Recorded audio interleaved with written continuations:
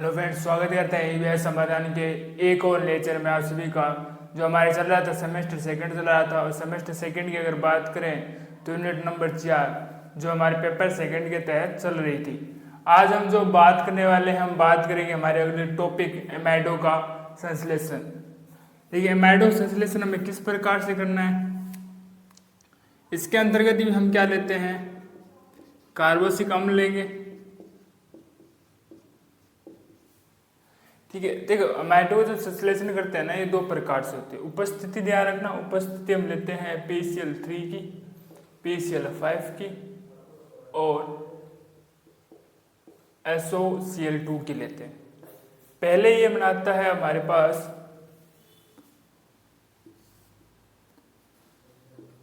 PCl3 PCl5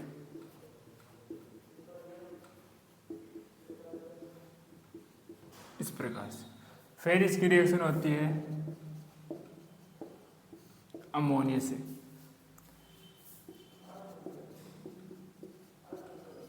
यह बनाता है एमाइड और यह बन जाता है हमारे पास सह उत्पाद। ठीक है, अब देखते हैं एक एग्जाम्पल के रूप में। R की जगह आप कोई भी कार्बनिक समूह रख लेते हैं, जिससे हम इस प्रकार से मैथिल समूह ले लेते हैं। ये सेम रहने वाला है।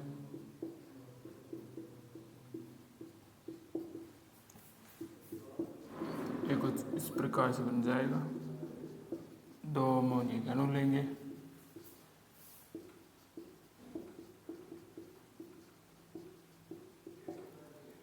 यह बना लेगा। ठीक है, अब बात करते हैं इसकी क्रियाविधि की, मैकेनिज्म की बात कर लेते हैं। क्रियाविधि,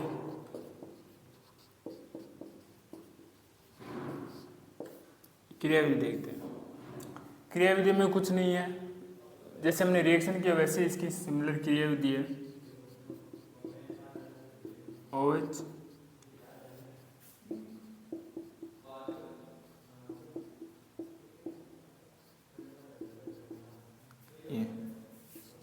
ये कुछ इस प्रकार से ऐड हो जाएगा।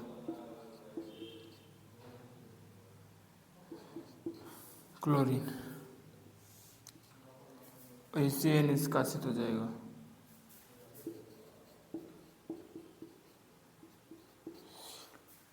इसमें ऐड हो जाएगा अमोनिया।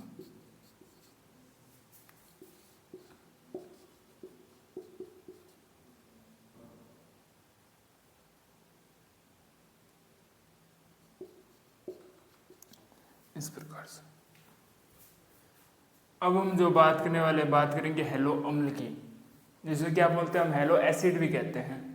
हेलो एसिड का निर्माण किस प्रकार से होता है वो देखते हैं। हेलो अम्ल है वो दो शब्दों से मिलकर बना है, हेलोजन और अम्ल।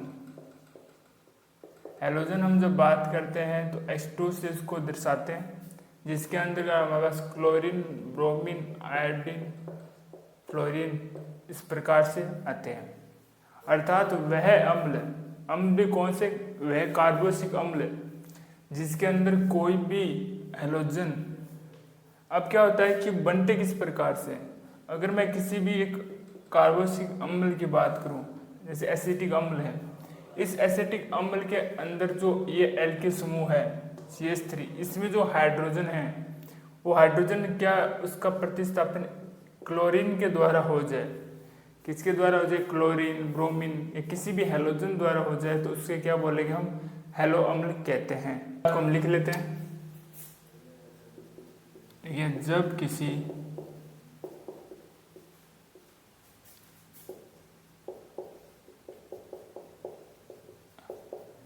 कार्बोक्सिलिक अम्ल में किसके, एल्किल समूह से एक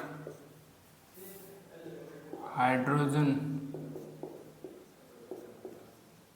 का प्रतिस्थापन हेलोजन से हो जाता है तो वह हैलो अम्ल कहलाते हैं। क्या कहलाते हैं वो? हैलो अम्ल कहलाते हैं। अब इसमें आता है एक टॉपिक अलग दिया हुआ है, आईपीसी नाम। देखिए इसमें कुछ आपको अलग पढ़ने की जरूरत नहीं। जिस प्रकार से आपने कार्बोक्सिलिक अम्ल के आईपीसी नाम देखे थे, सेम जो हैलो अम्ल है उनके भी होने वाले हैं। केवल और केवल क्या हो जाएगा, कोई भी जिस प्रकार से एक हैलोजन दिया हो, अगर किसी के साथ क्लोरीन जुड़ा हो तो उसको बोल देंगे हम क्लोरो। जैसे इसकी अगर बात करें, ये जो हमारे पास कौन सा समूह था CH3COH, ये था एसिटिक अम्ल। ये क्या था? एसिटिक अम्ल था। और अगर बात करूं,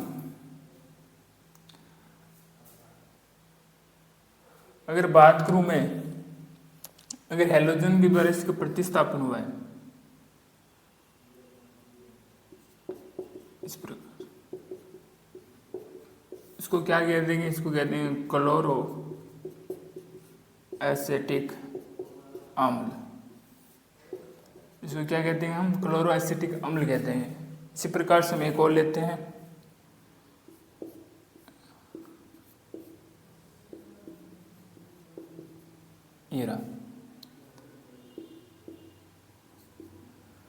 ये कोई संरचना है जो बेंजीन के साथ जुड़ी हुई है, जिसको हम कहते हैं, या इसको इस प्रकार से भी लिख सकते हैं आप,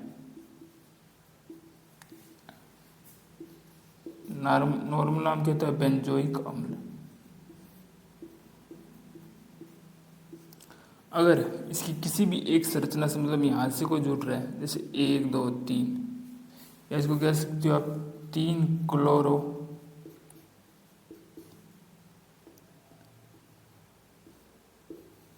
बेंजोइक अम्ल,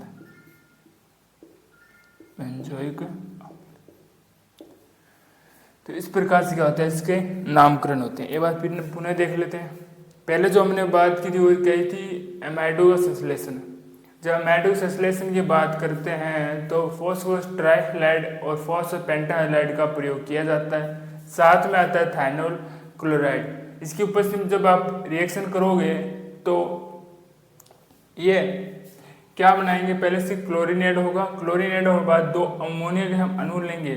अमोनिया का अणु लेने के बाद में किसका निर्माण हो जाएगा? एमाइडो का निर्माण हो जाता है। ठीक है, ये हमने एक एग्जाम्पल लेके देखा जहाँ एल्किल की जगह मैंने क्या ले लिया, कोई मेथिल समूह ले लिया है। फिर हम देखते हैं क्रियाविधि, इसकी क्रियाविधि नॉर्मल लेने वाली है। फिर हम जो बात करते हैं हैलो अम्ल की, हैलो अम्ल मैंने क्या कहा कि कोई भी कार्बोक्सिलिक समूह है, उस कार्बोक्सिलिक समूह के अंतर्गत कोई भी एल्किल है और उससे जुड़ा कोई हाइड्रोजन परमाणु है, उस हाइड्रोजन परमाणु का जो प्रतिस्थापन है अगर हैलोजन के द्वारा कर दिया जाए, किसके द्वारा कर दिया जाए? हैलोजन के द्वारा, तो वो क्या कहलाता है? हैलो अम्ल कहलाता है। क्या कहलाता है हमारे पास? हैलो अम्ल कहलाता है।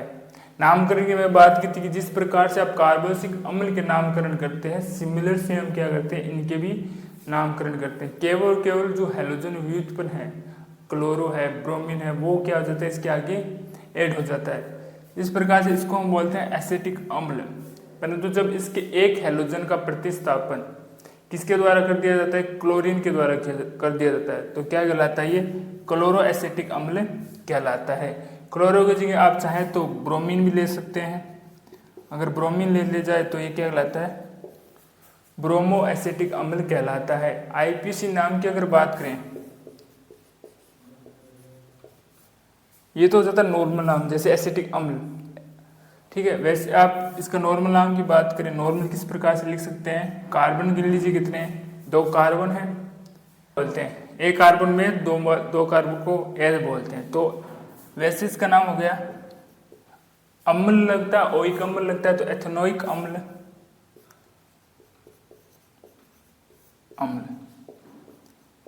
ठीक है। और 1 2 जुड़ा है तो 2 क्लोरो एथेनोइक अम्ल है। ठीक है, पहले आप इसका नॉर्मल नाम लिख लीजिए, जिस प्रकार से लिखते हैं। कार्बन गिन लीजिए, 2 कार्बन है, गिन लिया हमने पास। अम्ल कौन सा हो गया? एथेनोइक अम्ल हो गया। ठीक है, इसमें गिन लीजिए, या जो बेंजीन में है उसमें गिन लीजिए टोटल कार्बन कितने, उनकी संख्या गिन लीजिए, अंत में लगा दीजिए अनुलग्न इसके अंदर ओइक अम्ल, तो एथेनोइक अम्ल, और फिर कितने नंबर पर जो क्लोरीन समूह जुड़ा है उसको नंबर ऐड कर लीजिए, जैसे 2 पर जुड़ा है तो 2 पर दे दीजिए, और फिर इसको लिख दीजिए जैसे 2 क्लोरो एथेनोइक अम्ल। ये इसका हम इस प्रकार से हम क्या लिखते हैं, आईपीसी नाम, ये था इसका सामान्य नाम। तो एक बार इतना आप नोट डाउन कीजिए। फिर हम हैलो अम्ल की जो बनाने की सबसे प्रमुख विधि है हेलवर्ड जेलेंस्की, या जिसको HVZ के द्वारा भी व्यक्त करते हैं, वो पढ़ने वाले हैं।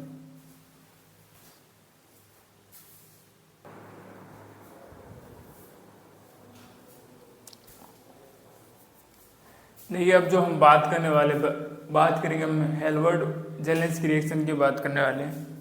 ये सबसे इम्पोर्टेंट रिएक्शन है, और इसके द्वारा हम क्या करते हैं कि हम हैलो अम्ल का क्या करते हैं, निर्माण करते हैं। हैलो अम्ल निर्माण करने की सबसे प्रमुख विधि है, अगर क्वेश्चन बनने के जो चांस होते हैं वो इसी रिएक्शन के द्वारा आते हैं कि इस हेलवर्ड जेलेंस्की या HVZ रिएक्शन के द्वारा क्या कीजिए, आप हैलो अम्ल का निर्माण कीजिए। इसके अलावा अगर और बात करें तो एक मेलोनिक अम्ल की भी रिएक्शन होती है, इसके बाद हम बात करने वाले हैं। वो उन दोनों रिएक्शनों में से अगर निर्माण की पूछे हैलो अम्ल के, तो इन दोनों में से पूछ सकता है, अगर क्वेश्चन बनने के अधिक चांस रहते हैं। रिपीट क्वेश्चन होते हैं, इससे हर साल रिएक्शन ये आती है, इस बार भी आने के इसके चांस रहेंगे। तो देखते हैं कि इसका निर्माण हम किस प्रकार से करते हैं। ये जो रिएक्शन है ये कार्बोक्सिलिक अम्ल के हैलोजनीकरण के नाम से भी आ सकती है एग्जाम के अंदर। तो इसके 3 नाम से आ सकते हैं, HVZ के नाम से भी आ सकती है, हैलो अम्ल निर्माण करने की प्रमुख विधि के नाम से भी आ सकती है, और कार्बोक्सिलिक अम्ल के हैलोजनीकरण के नाम से भी रिएक्शन आ सकती है। 2 से 3 नाम से रिएक्शन आ सकती है। इस रिएक्शन के अंदर हम क्या करते हैं, इस रिएक्शन के अंदर हम लेते हैं हैलोजन लेंगे, फॉस्फोरस लेते हैं, और साथ में जल का अणु लेते हैं, और इस अभिक्रिया को क्या करते हैं, संपन्न करते हैं। देखिए एक लेते हैं हम कार्बोक्सिलिक अम्ल, एसिटिक अम्ल ले लेते हैं, साथ में ले लेंगे फॉस्फोरस, हैलोजन, साथ में क्या ले लेते हैं, जल का अणु ले लेते हैं, और ये रिएक्शन होती है कुछ इस प्रकार से,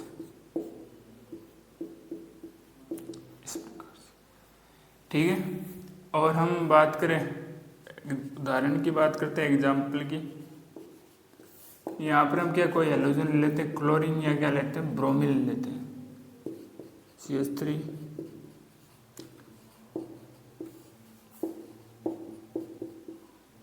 ठीक है। ये बन जाता है हमारे पास क्लोरोएसिटिक अम्ल। किसका निर्माण हो चुका है, क्लोरोएसिटिक अम्ल का निर्माण हो चुका है। अब देखते हैं इसकी क्रियाविधि को।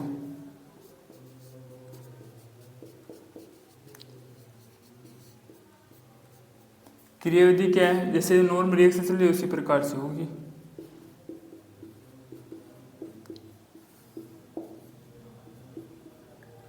मैकेनिज्म के अंदर हम ब्रोमीन लेके कर रहे हैं इसको। रिएक्शन कुछ इस प्रकार से होती है, OH की जगह क्या ऐड हो जाता है, ब्रोमीन ऐड हो जाता है, ठीक है। अब ब्रोमीन ऐड कहाँ हुआ है, कार्बन पर में क्या चाहिए, यहाँ पर चाहिए नहीं है। तो किस प्रकार से होता है, देखिए यहाँ पर होते हैं 2 Br2, क्या होते हैं Br2, एक Br2 क्या होता है, CH2 के समूह के साथ ऐड हो जाता है, और साथ में क्या हो जाता है, एक जो प्रोटॉन है वो किसके साथ ऐड हो जाता है, OH के साथ ऐड हो जाता है, कुछ इस प्रकार से।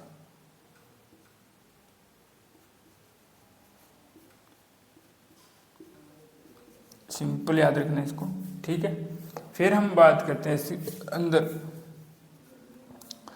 इससे क्या हो जाता है कि एक तो ब्रोमीन निकल जाएगा, साथ में क्या हो जाता है, एक ऑक्सीजन इससे ऐड हो जाता है। क्या ऐड हो जाता है इससे, ऑक्सीजन। तो हम बात कर सकते हैं इसमें H2O की बात कर सकते हैं, ठीक है। H2O की बात करें, इससे केवल ऑक्सीजन, और जो बाहर लेके जा रहा है वो HBr लेके जाएगा, साथ में एक प्रोटॉन को भी निष्कासित कर देगा। अर्थात कह सकते हो यहाँ पर हम OH OH का प्रयोग करते हैं। ठीक है,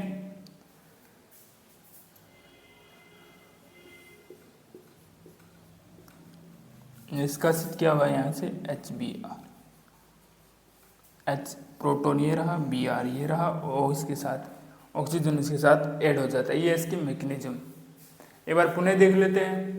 हेलो अम्ल के जो प्रमुख बनाने की विधियों की अगर बात करें, हेलो ओल्वेट जेलेंस की जो रिएक्शन है वो सबसे इम्पोर्टेंट रिएक्शन है। और इसका नाम बात करें तो इस कार्बोक्सिलिक अम्ल के हैलोजनीकरण के नाम से HBZ के नाम से भी आ सकती है रिएक्शन को। इस रिएक्शन की अगर बात करें फॉस्फोरस हैलोजन और जल का प्रयोग करते हैं और ये रिएक्शन को संपन्न करवाते हैं। अब हम क्या बात करते हैं, हैलो अम्ल बनाने की हम दूसरी रिएक्शन की भी बात करते हैं, मैलोनिक अम्ल की बात करने वाले हैं। तो ये मैलोनिक अम्ल किस प्रकार से होता है, CH2 COH और CO। कार्बनिक संयोजन देख लीजिए कितनी है, 2, तो इसके साथ ऐड हो रही है इस प्रकार से। ठीक है, और इसकी रिएक्शन हम किसके साथ करते हैं, ब्रोमीन के साथ करवाते हैं। किसके साथ, ब्रोमीन के साथ करवाते हैं। ये कुछ इस प्रकार से बन जाता है।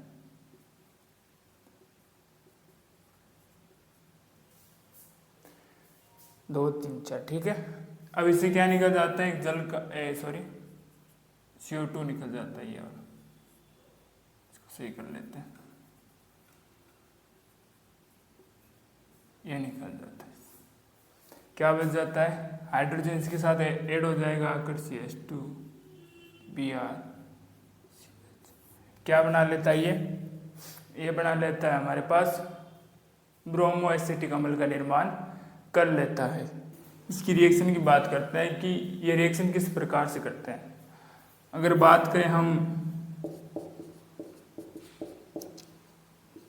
क्लोरोएसिटिक अम्ल की बात करते हैं, ये जब अल्कोहल के साथ रिएक्शन करते हैं तो क्या किसका निर्माण करते हैं, एस्टर का निर्माण करते हैं।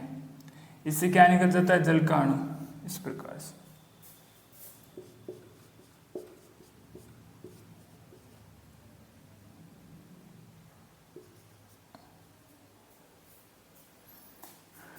क्या किसका निर्माण कर देते हैं, एस्टर का निर्माण कर देते हैं। तो ये हमारे पास की थी। आज हमने जो पढ़ा है एमाइडो संश्लेषण पढ़ा है कि जो एमाइडो संश्लेषण हम कार्बोक्सिलिक अम्ल में किसके ऊपर से पेंटा ट्राइहैलाइड और पेंटा फॉस्फोरस ट्राइहैलाइड और फॉस्फोरस पेंटाहैलाइड की उपस्थिति में थाइनोल क्लोराइड से करते हैं, हमें क्या प्राप्त है, एमाइड प्राप्त होते हैं। दूसरी हमने जो बात की थी वो की थी हेलो अम्ल की। मैंने कहा हेलो अम्ल की में अंदर कार्बोक्सिलिक अम्ल है, उसमें जो हाइड्रोजन परमाणु उसका प्रतिस्थापन अगर हैलोजन के द्वारा कर दिया जाए तो उसे हम क्या बोलते हैं, हेलो अम्ल कहते हैं। जिसके तहत हमने दो रिएक्शन हेलोइड जेलेंस की रिएक्शन और मैलोनिक अम्ल की रिएक्शनों को पढ़ा था। मैंने कहा ये रिएक्शन सबसे इम्पोर्टेंट है, हर एग्जाम में अच्छे से आती है। इसके अंतर्गत कुछ नहीं करना है, एक बार कार्बोक्सिलिक अम्ल लेना है और आपको क्या लेना है, इसके अंदर हेलोजन लेना है, फॉस्फोरस लेना है और जल का अणु, और ये रिएक्शन संपन्न हो जाती है। मैलोनिक अम्ल ब्रोमीन से रिएक्शन करवा देते हैं, फिर इससे क्या निकालते हैं, COH समूह निकाल देते हैं और हमारे पास क्या बचता है, क्लोरोएसिटिक अम्ल बनता है। अगर हम क्लोरोएसिटिक अम्ल मैलोनिक अम्ल की अगर बात करें तो जल के साथ रिएक्शन करवाते हैं तो हमें क्या प्राप्त है, एस्टर का निर्माण होता है। आशा करते हैं जो आज का लेक्चर आपको अच्छे से समझ में आया होगा। फिर भी मन के अंदर कोई डाउट्स है, कोई केमिकल रिएक्शन में आपको पद समझ में नहीं आया है तो उसको कमेंट बॉक्स में लिख दीजिएगा। आने वाली क्लास के अंदर आपका जरूर सोल्यूशन दिया जाएगा। मिलते हैं आपको एक और नए लेक्चर, तब तक के लिए धन्यवाद।